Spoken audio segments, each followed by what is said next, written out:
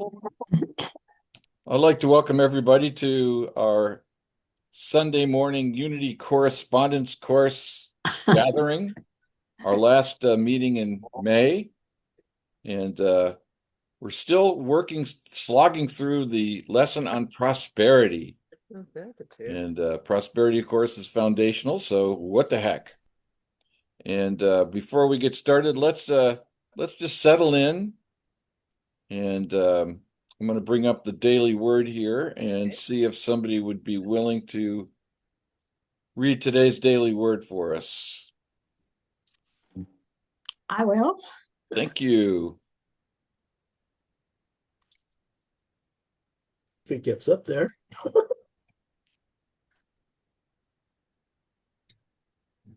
There it is. Comforted. I am comforted, knowing God's presence is a blessing now and always.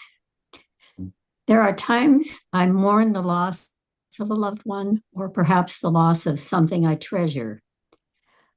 I am thankful when those around me acknowledge my loss and comfort me by expressing care and concern. It may not completely alleviate my pain, but their efforts do lift my mood, even if only for a short while. I also recognize the tender, loving presence of God that is always with and within me and enables me to persevere, even in the for everyone. The light, love, peace, and comfort of the divine bless all those who are feeling the pain of loss, loneliness, and grief. I pray that the love and care of God flow through me to comfort those who grieve. And from Isaiah, sing for joy, O heavens, and exult. O earth, break forth. O mountains, into singing. For the Lord has comforted his people and will have compassion on his suffering ones. Amen. Thank you, Lillian. So today's daily word is comforted. I am comforted knowing God's presence is a blessing now and always. Let's affirm that together. I am comforted knowing God's presence is a blessing now is a blessing and always. Now that's prosperity. Is it? Hey, Leo, welcome. Gail, welcome. Good morning. Or in Leo's case, good night.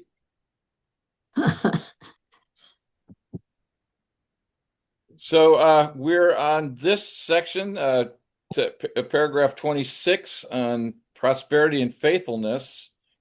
And then I noticed that the next section on prosperity and praise is quite a lengthy one.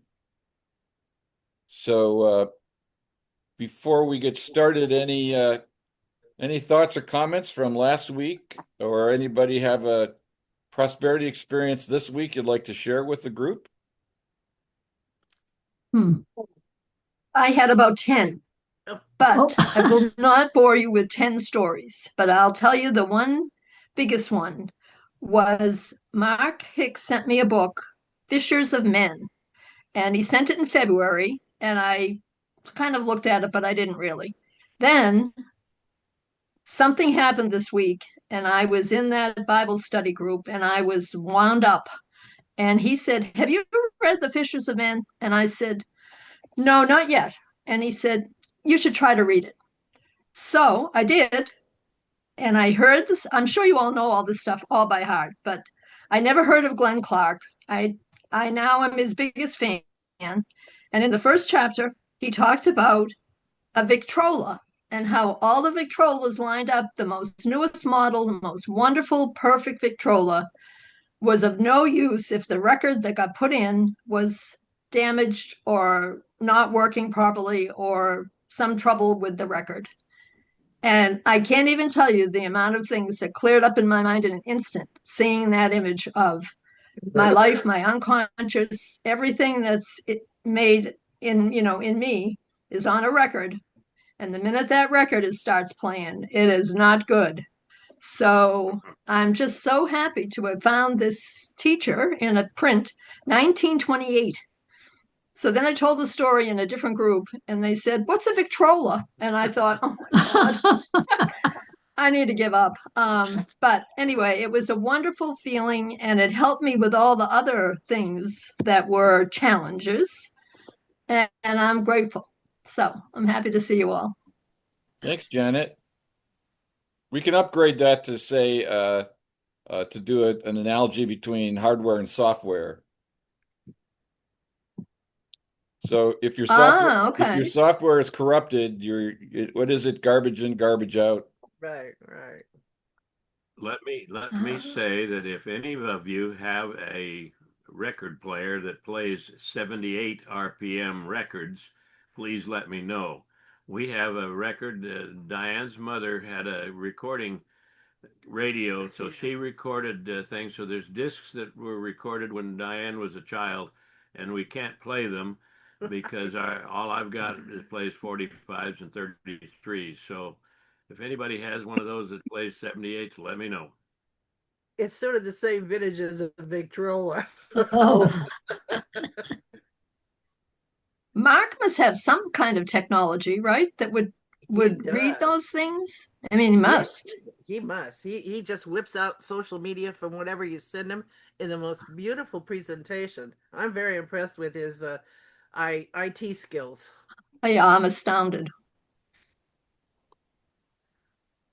I had a prosperity experience this week. I had the opportunity to get together with four friends, people that I've been involved with since the 1980s. And we met over in lovely Napa, California. And several things struck me. One is how it is that we can form friendships that may go through separation. Most of these people I don't see regularly. A couple of them I hadn't seen for several years. And yet we can sit down and act as if it was just yesterday. Yes. And for me, as I was reflecting on that, I recognize that that's true prosperity. The prosperity that friendships, networks of support live in my subconscious. They only need certain things to activate them, to bring them into consciousness. But it's there. It's just like the presence of God. It's there whether I'm paying attention to it or not. And to have access to that is really prosperity. And it's great. It's almost like just this similarly, it's when you can get on an airplane like Lillian and Claudia did and be in Paris and walk through the streets of that beautiful city, that's prosperity as well. exactly. To have this energy living inside ourselves. I use the word energy. I don't know if that's the right word, but the spiritual presence is, I think, what we're talking about here in this lesson. Anybody else have anything you'd like to share before we get started? Hmm. Okay, well, if something comes up, we can bring it up during the rest of our time. So we're on paragraph 26. Who would be willing to read? I will. I love to read. Okay, thank you. Okay, so prosperity and faithfulness. What has faithfulness to do with demonstrating prosperity? 26. Sometimes prosperity is not demonstrated because of unfaithfulness in work. The reason is not that labor is the source of prosperity, but man has not worked in harmony with the law of loving service. Whatever the work may be, the whole heart should be put into it, and it should be well done. Fault finding, complaint, or dissatisfaction with one's occupation makes a poor workman. When dissatisfied with one's work, one cannot do his best. The compensation is poor because he has not observed the law of giving and receiving. Quote, you demonstrate prosperity by an understanding of the prosperity law and by having faith in it, not by appealing to the sympathy of others, trying to get them to do something for you or give you something.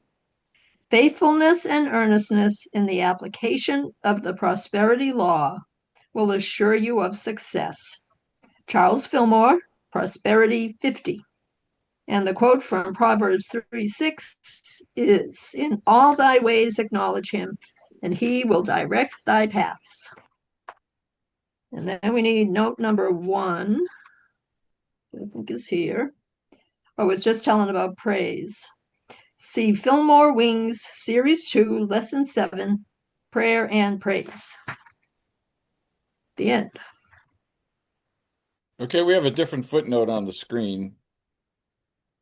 Says, Oh, okay. Yeah, it's here at the bottom of the page. I went to the wrong page. okay. Whatever the work may be, the whole heart should be put into it. How we work is more important than how much we work. And there's a second footnote, although it's not in the text. It's like he forgot to put it in the text, which I think is it's just from the quote of Mr. Fillmore. Okay. Oh, it's just saying where it is. Okay. You don't have to read that one. It's just a citation. Okay. Okay, so before we comment on the context or the text here, did anybody have an idea what we mean by faithfulness? What's faithfulness in this context? Beliefs.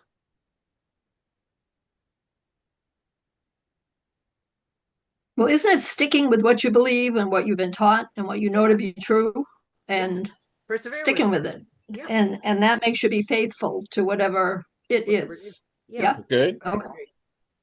Diane said perseverance in the same idea, I think. Yeah. The word that jumped into my mind was loyalty, but I think those are all kissing cousin words to the idea. So what is faithfulness, loyalty, adherence, perseverance? What does that have to do with demonstrating prosperity? So with that thought in mind about what faithfulness is, any comments or thoughts about what we just read?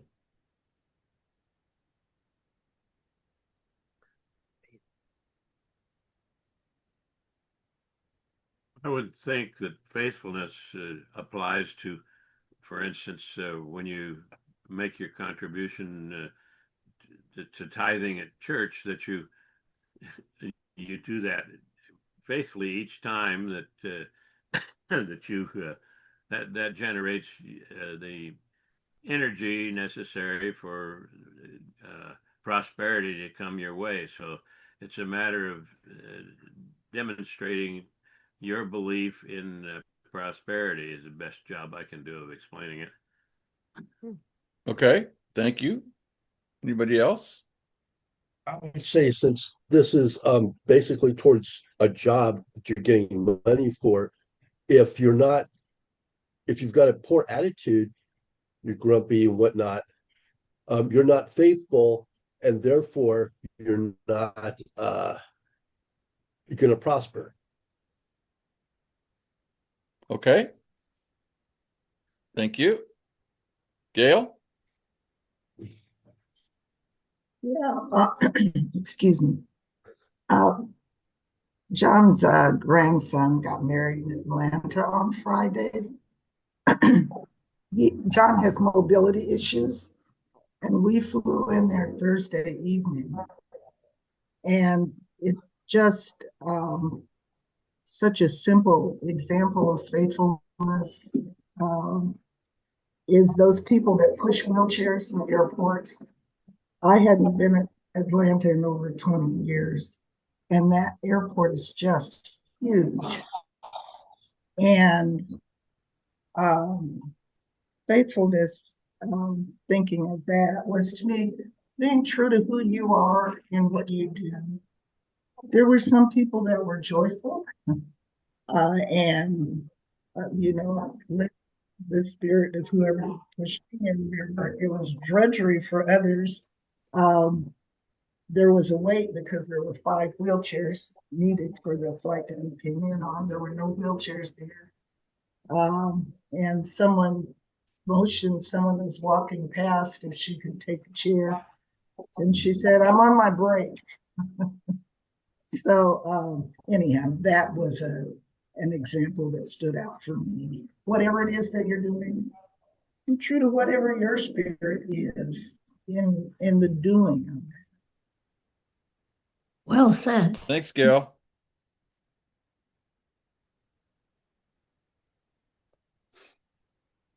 Anybody else?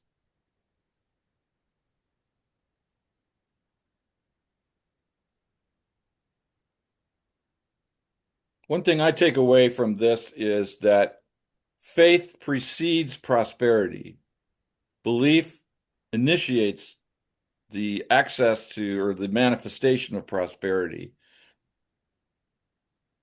So he says at the beginning, sometimes prosperity is not demonstrated because unfaithfulness is at work. And so if my belief is the beginning, or it's the initiation, and then the receipt is, or the manifestation is the response. Everything starts with belief. I think of the story of Jesus's first miracle at the wedding in Cana, where he just believed water could be wine. And it was his belief and faith in the possibility of that manifestation that created the actual substance called wine.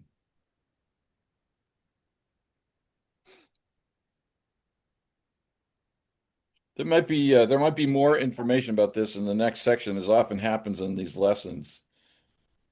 So I'm going to move on, unless there's something else, and see what more we can learn here. Who would be willing to read paragraph 27?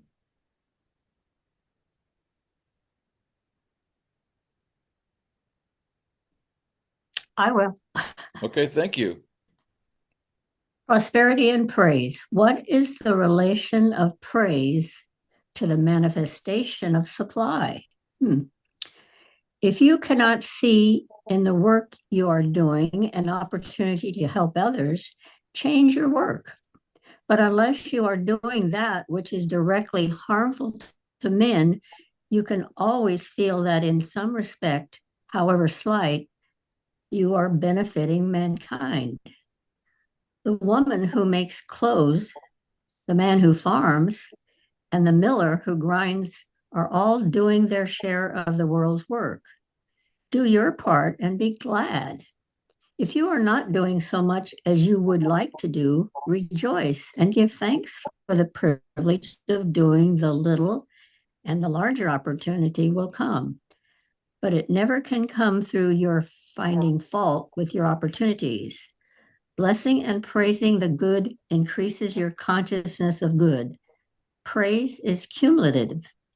Man magnifies and expands that which his mind dwells upon with approval. As he mentally sees how valuable anything good is, it naturally increases in worth. Now let's get to the footnotes here.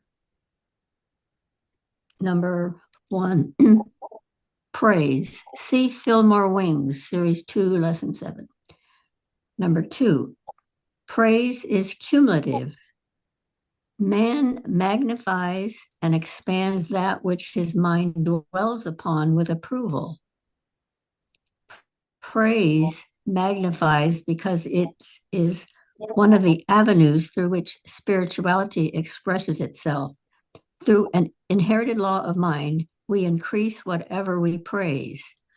The whole creation responds to praise and is glad. From Charles Fillmore, Christian Healing. Thanks. Thank you, Lillian. So just as I had a question on the last one about the word faithfulness, let's start here. What do we mean by praise? Positive thinking.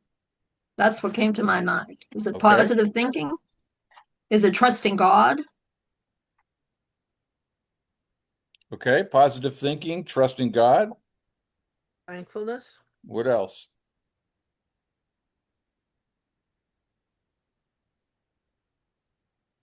Happiness in your heart. Say again, please, Leo. Happiness in your heart. Happiness in the heart. Okay.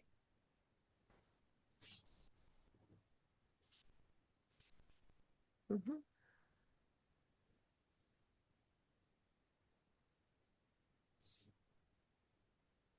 Well, isn't that old phrase, thoughts held in mind produce after their own kind? So if you're praising or opposite, that's what you're going to get. True. But I'd like to just see if we can get a sense of what that praise actually is. Hmm. The word that comes to my mind is celebrate, acknowledge. How about love, appreciate? Mm-hmm. Appreciate. Somebody have access to a dictionary, or maybe somebody go online and check out what Webster might say or Merriam. Do you want what the metaphysical dictionary says? Oh, that'd be a good place if you can get it. That's what I've got. I don't have a regular dictionary. It tells you something. Nice, Janet. Are we looking up praise or what? Yeah, praise.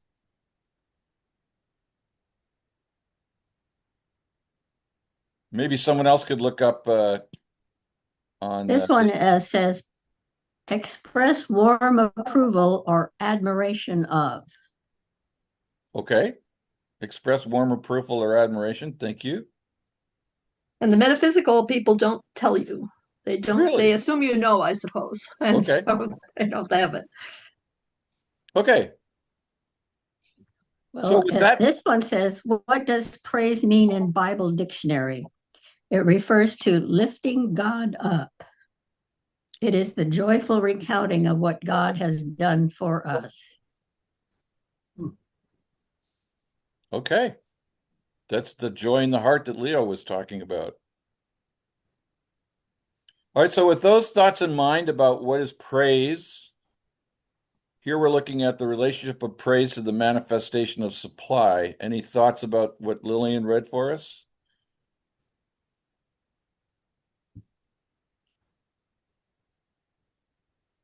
It's a motive power. It increases things. Okay.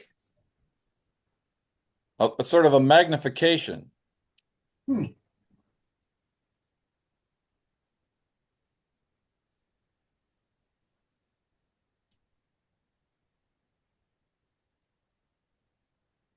That's You right can there. It feel said, blessing and praising increase your consciousness of the good. Yeah. The next sentence, praise is cumulative.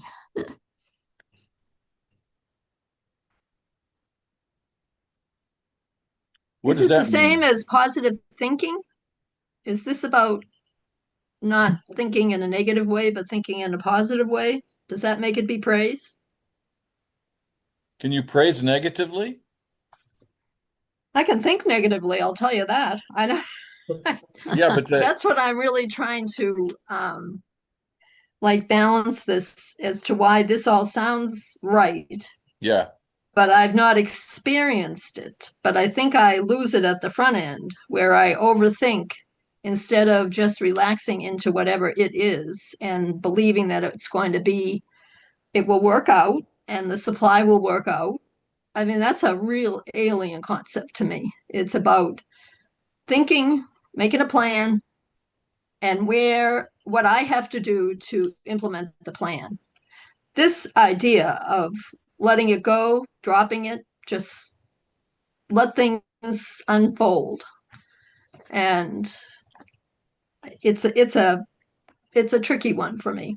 okay. But I see it's the cornerstone of getting it all. That's Well, let's probably see why if Mark sent me the book. Yeah. well, let's see if the next paragraph illuminates a little bit of what we're looking at here. Who would read number 28?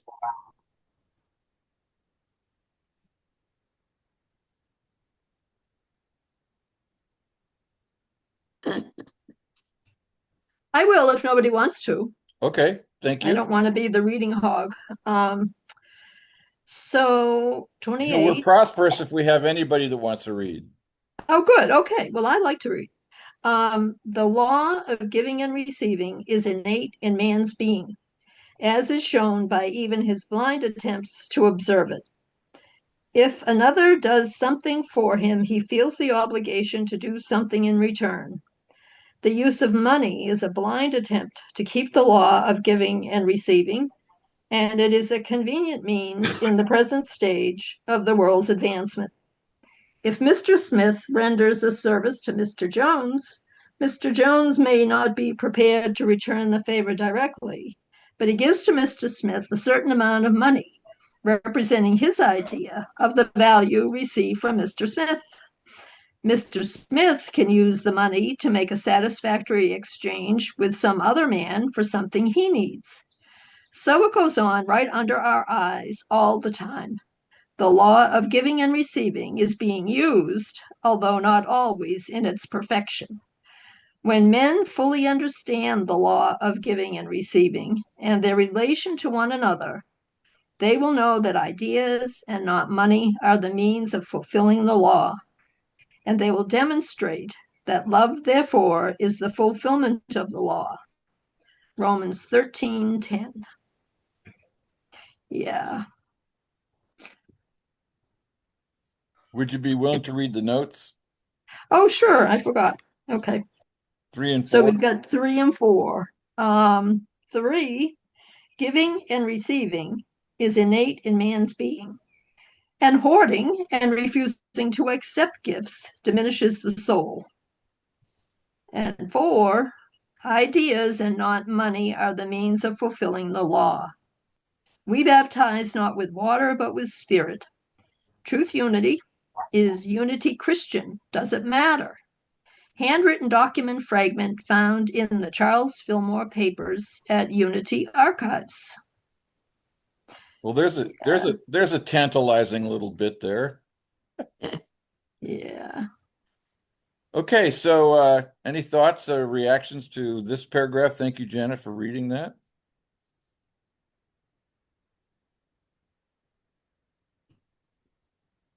Well, like I'll tell you, this has been my life's work. Very, very much a balancing. If you did something for me, I write it down and I say, do, buy, give. And I was very crazy over giver, over it just that the scales had to balance. I couldn't just thank someone for doing something nice to me. And I've noticed that in Unity correspondence and in listening to people talk here, that there's no scorekeeper.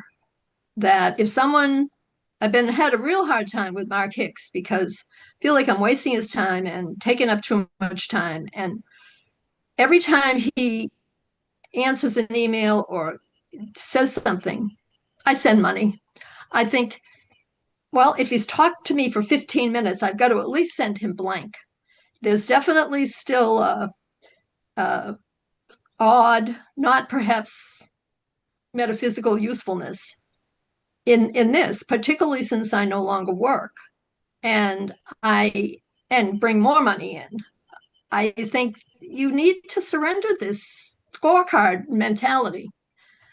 But I've got it, and I'm going to be really listening to what everybody says because I don't want to have it. It's useless. What I can explain to you, everything I say, I have an intellectual understanding of whatever, and then I have a feeling understanding.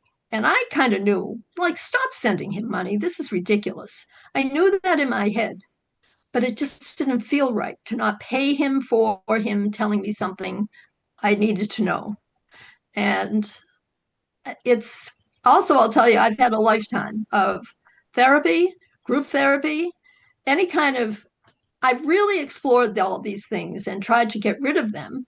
But until I started the metaphysical stuff, understanding it's so ingrained in my unconscious that only a miracle is going to make me a happy old lady because there's too much old stuff that just it kicks in almost a physical way of I'm thinking what's the good thought, but then something comes up and I think, no, that's not enough.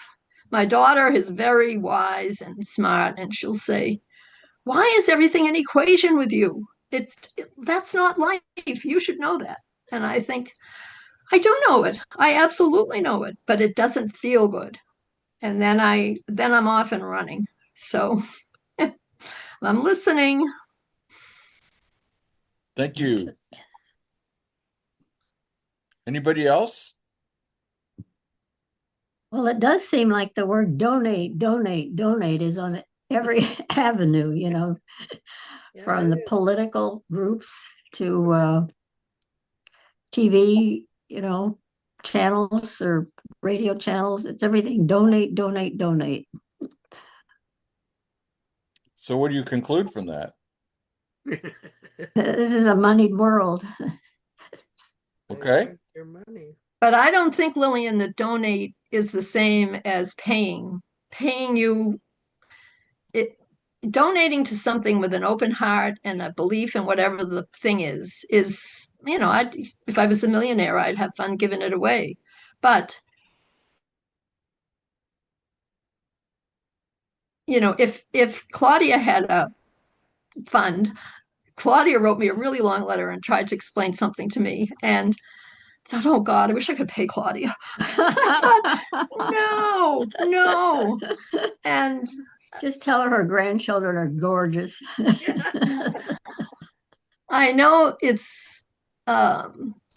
and chapter 2 of Glenn's book is all about love and how really real love, loving and sending out love and is all that we're being asked to do at all. And I thought, oh no, that can't be possible. There has to be more to it than that. And but these readings today, I think, okay, I'm listening. Well, how many of us extend to loving the exact same belief of obligation that you're just talking about, Janet? If my brother does something for me, I owe him, as opposed to just accepting. Oh, my brother did something for me. Thank you.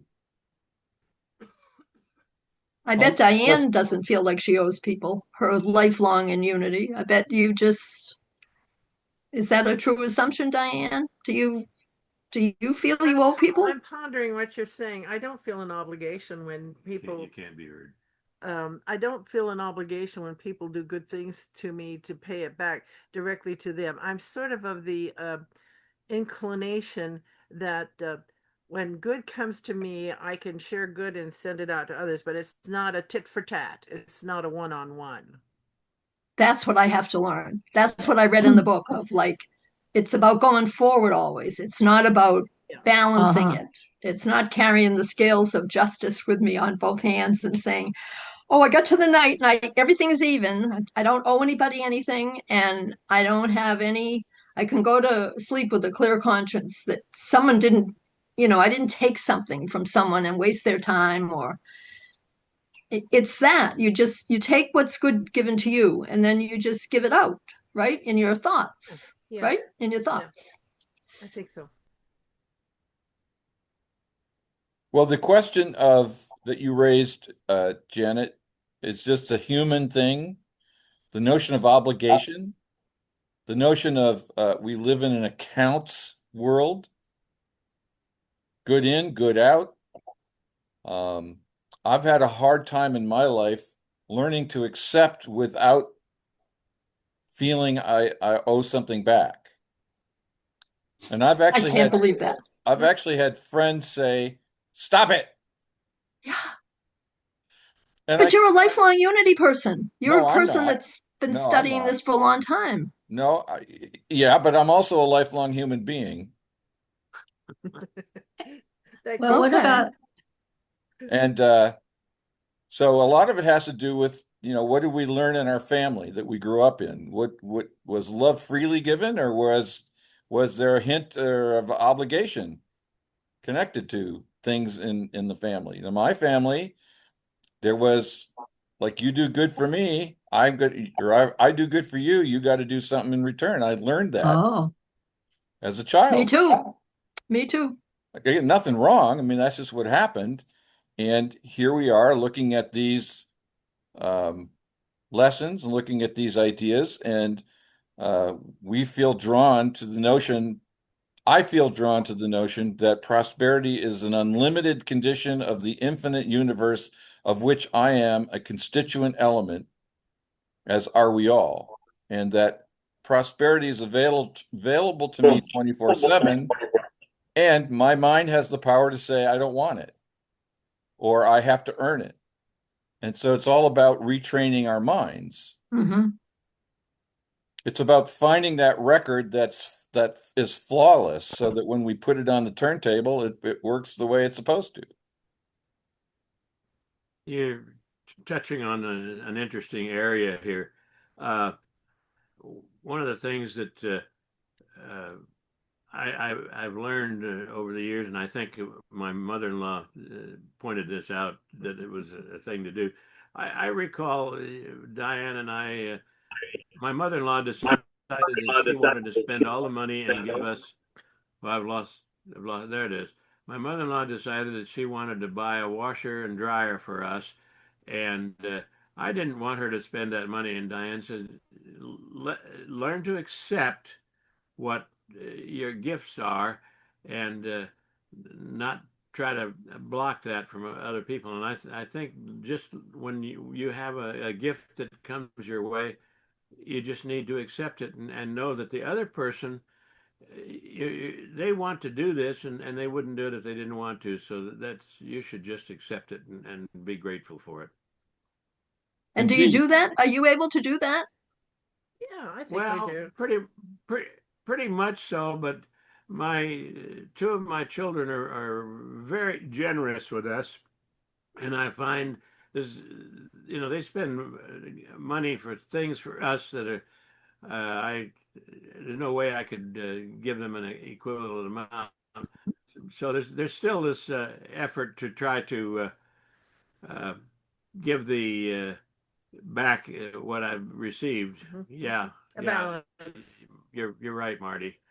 A balance. Leo, you had something there? Well, my idea about balance is not, it is not A for A.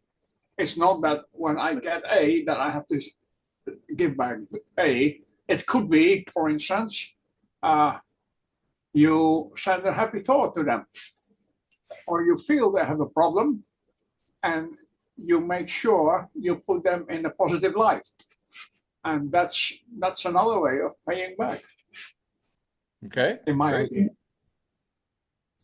One of the ways I started to think about this once I came into New Thought, Janet, was to so I looked at, when I give something to somebody, do I expect repayment? No, I bet you And don't. and the answer was no. Hmm. So then the next logical leap I made was, if someone gives something to me free in the same spirit that I can give something, and I hesitate about it, then I'm depriving that person of the joy of giving. Exactly. Exactly. Exactly. uh-huh. And so I decided that wasn't really the way I wanted to be. A gift can be two-sided and reciprocal. I mean, there's joy in doing the giving as well as joy in having the receiving. Yeah. It's And communion. many of us enjoy giving something to someone else, and we do. It never occurs to us this is an exchange. Sure. This is freely given, like God is with us 24/7. You've touched on you've touched on an interesting subject. When I retired and we were ready to leave Sacramento and move to Fresno, my daughter-in-law insisted on paying our moving expenses, and that was over $5,000. And she wanted to do that, and I also understand that the income they have, it's not going to hurt them that much, but it just was a revelation. And I said, let him do it. See, this is what I listen to Diane and Veldon really carefully because to me, two people that have been married a long time and share their lives really like are teachers for each other. And I've loved listening when you both talk because one will say something and then the other one kind of has a different spin on it. And I am I like what Diane, I always like what Diane says, but I always understand what Veldon says because I identify with just that very exact subject was an issue about who was going to pay for the moving. Yep. And I was, no, no, no, I can take care of myself. Yep. And that was a few years ago, and I did pay because I couldn't let it go. I couldn't. Now, yesterday was the television broke. Clearly, it needs to be replaced. Immediately upon telling my text message to both my children to say, I'm not asking either one of you for anything. I'm just letting you know the television is broken. My son wrote right back and he said, I'll handle it. I'll order it. I'll have it delivered to my house. I'll come down and I'll set it up. Stop thinking about it. I wasted yesterday saying, oh, no, no, no, I didn't let you know the television was broken because I wanted you to help me. Very kind of, I don't know, what do you call it? Bossy, stupid, whatever. And then I had to get the call from my daughter because she was seeing these texts. She said, will you please give it up? Let him do this with the television. She said, I'm not going to do it. I don't have time. You don't know how. Let him do it. Exactly. And right. I said, you're right. Yes.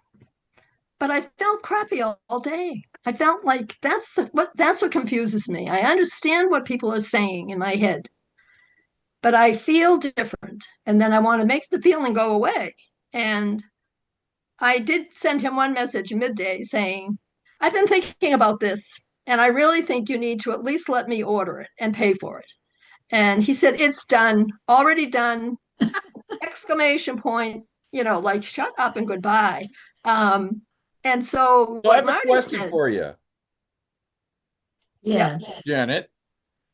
So we read in the previous paragraph about something about the praise and even the littlest thing,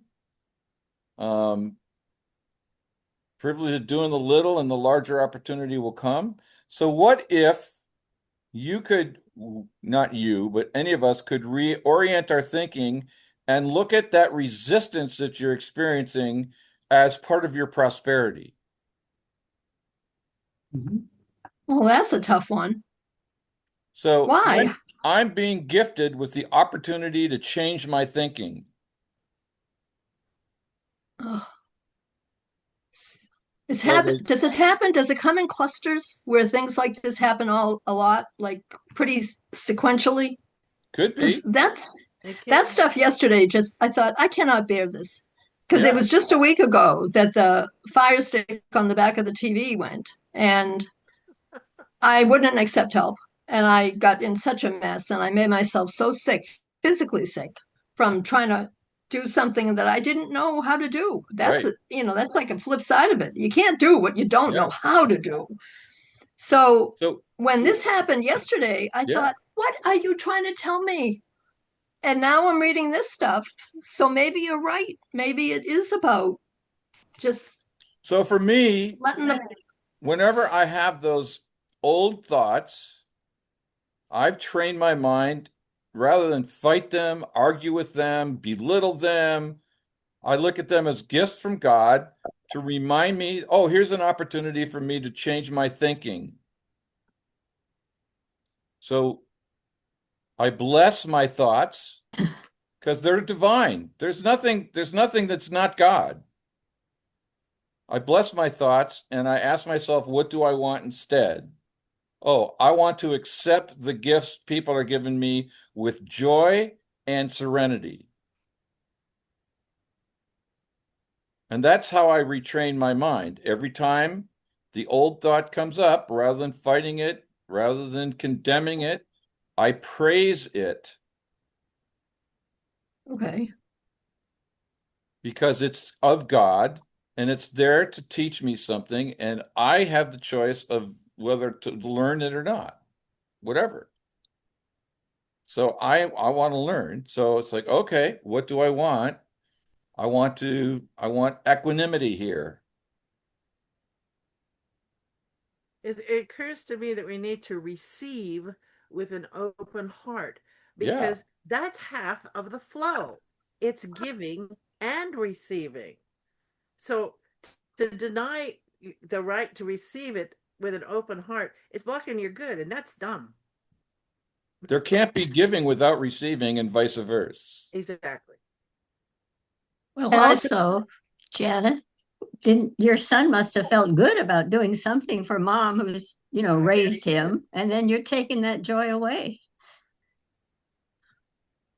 I've been told that too. I've been told that.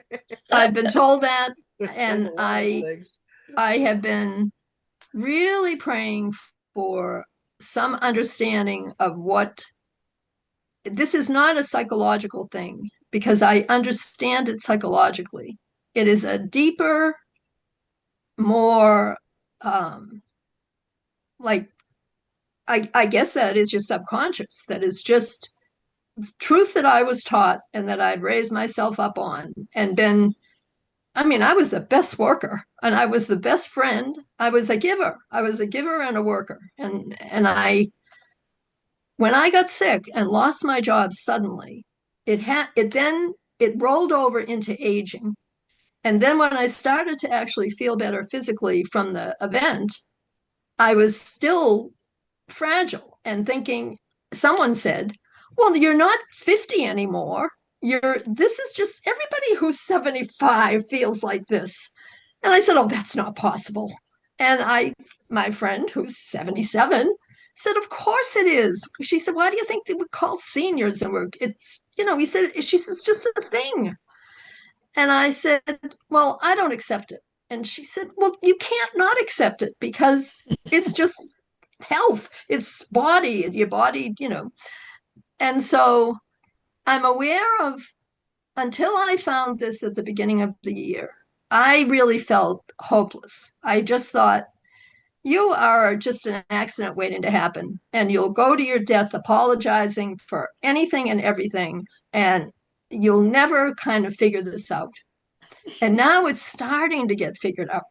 And I'm so grateful. Leo, go ahead. Thank you, Janet.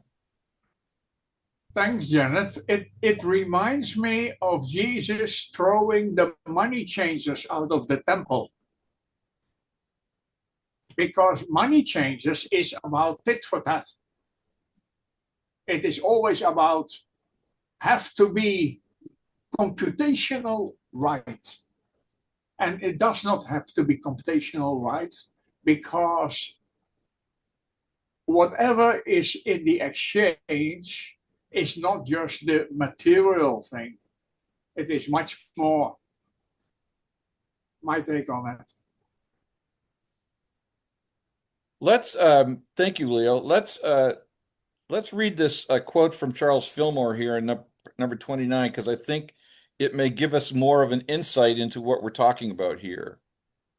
Who would be willing to read number 20, paragraph 29? I will. Okay, thank you. Love is one of those ideas which provides a key to the infinite storehouse of abundance. It opens up generosity in us.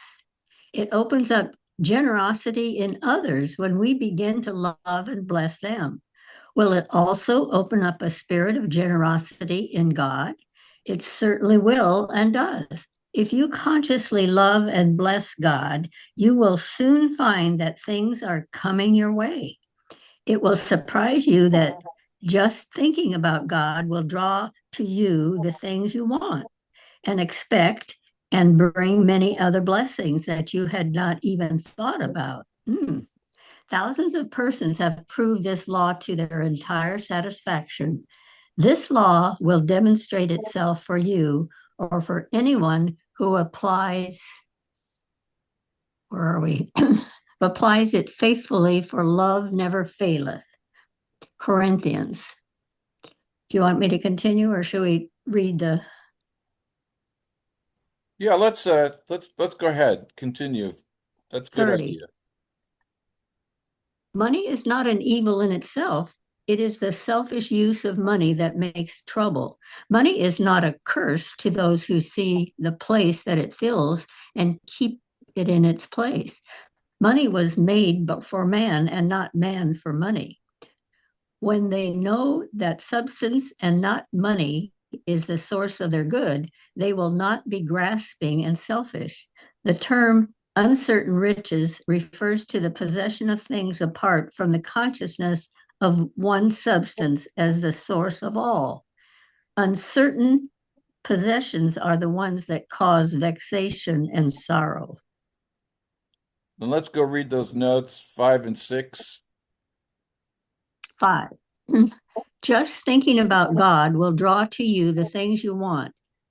Quote, don't think about the problem, think about God. This is one of the most widely quoted of Emmett Fox's ideas.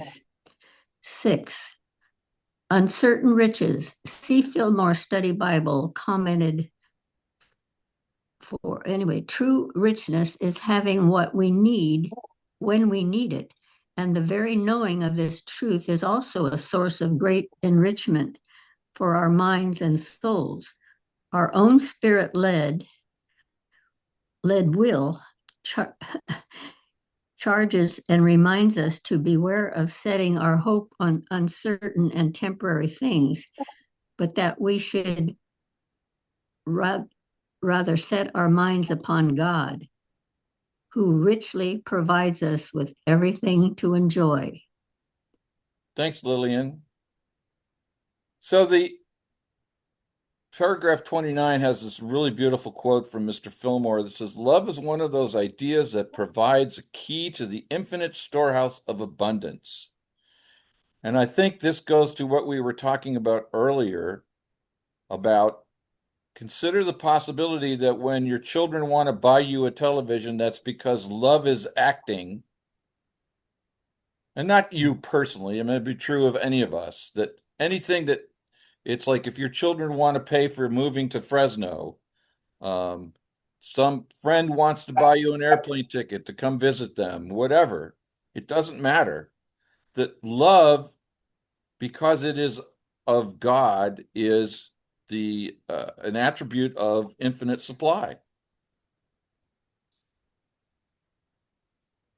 So just something to consider as we deepen our awareness of what the Unity School is trying to teach us about prosperity in this lesson, this very long and extensive lesson. And it might be long and extensive because human beings, we're so stubborn, we're not always wanting to learn these lessons.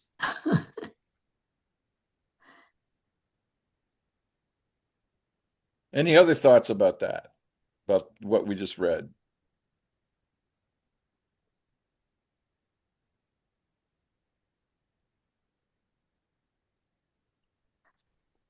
So, Marty, to keep it simple, is my prosperity potential here to learn to become a gracious receiver and just to learn to be open to receiving what someone wants to give or do and not and that's it. Is that all that's needed?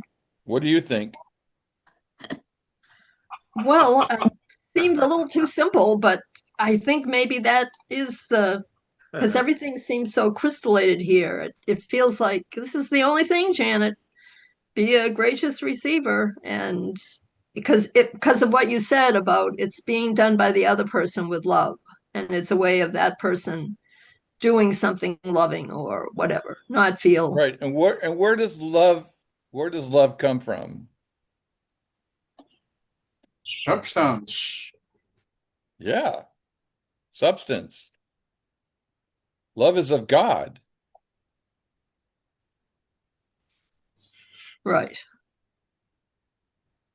So when any of us here loves, yes, it's coming from a choice that we're making, but we're actually just channeling that divine love that's already there.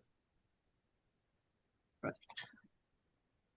And the same is true. So it's like Diane was saying earlier, this is a flow concept.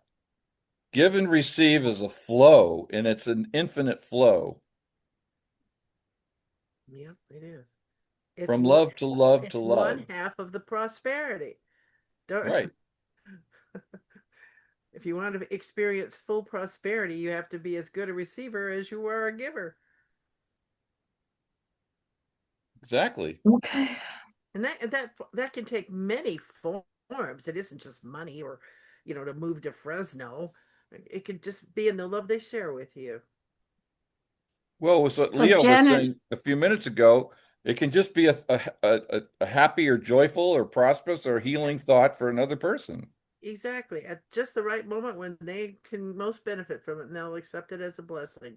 Yeah. Receive, receive, receive. So many ways. I'd like to ask Janet, what kind of giver is she? Excessive. Too Exactly. much. Too much. And Too much. Too just too much, and I can't do it anymore. That's part of the pattern here. I think that's important is when I had a lot of money, I could spend a lot of money. I could buy you an air ticket, or I could. Once that is gone and you're living on a fixed income and praying you don't live too long or you'll have nothing, it is far more real to say, yeah, this was the year I stopped all the birthday monies to all the grands, great grands, everybody. I just said, this is just not, I can't do this anymore. well, did And their friendship end or their love end? I doubt it.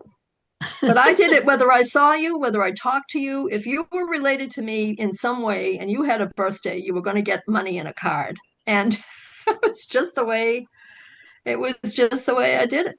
And I'm really grateful for all of you. Every single one of you are so wise. Well, thank That's you. Thanks, Leo, go ahead. say that is praise. So accept it.